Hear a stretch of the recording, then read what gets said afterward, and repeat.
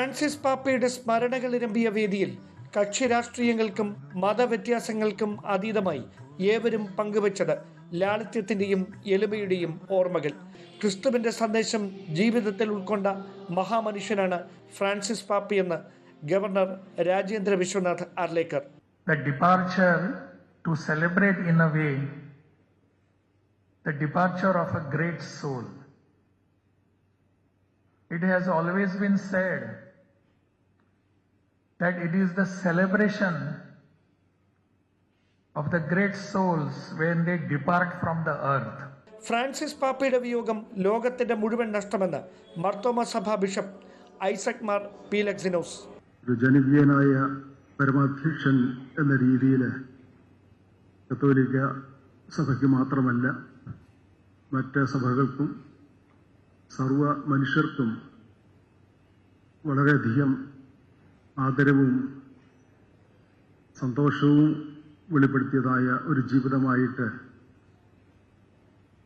Francis മാർപ്പാപ്പയുടെ ജീവിതത്തെ നാം കാണുന്നുണ്ട്.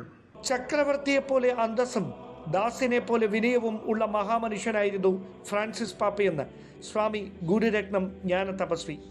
ഒരേ സമയം തന്നെ ഏറ്റവും അത്യുന്നതമായ സ്ഥാനത്തിരിക്കുകയും എന്നാൽ തൻ്റെ ലാളിത്യവും വിനയവും കൊണ്ട് ഏറ്റവും ചെറുതായി നമ്മളോടൊപ്പം സഹവസിക്കുകയും ചെയ്ത ഒരു വ്യക്തിത്വം. അദ്ദേഹം വിശേഷങ്ങൾക്ക് അതീതനാണ്. ഫ്രാൻസിസ് മാർപ്പാപ്പയുടെ വിയോഗത്തോടെ ലോകത്തിന്റെ ആത്മീയ നേതാവിനെയാണ് നഷ്ടമായതെന്നും വിവിധ സമൂഹങ്ങൾക്കിടയിലെ ആഗോള പാലമായിരുന്നു ഫ്രാൻസിസ് പാപ്പയെന്നും പാളയം ഇമാം ഡോക്ടർ വി.പി. സുഹൈബ് മൗലവി.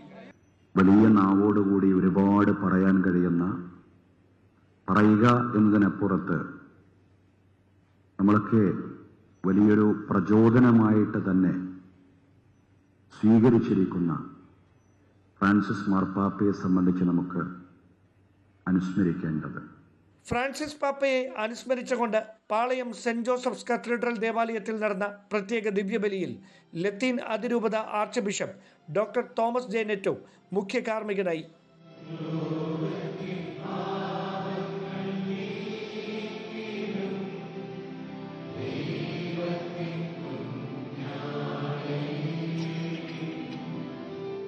ന്യൂസ് 18 തിരുവനന്തപുരം.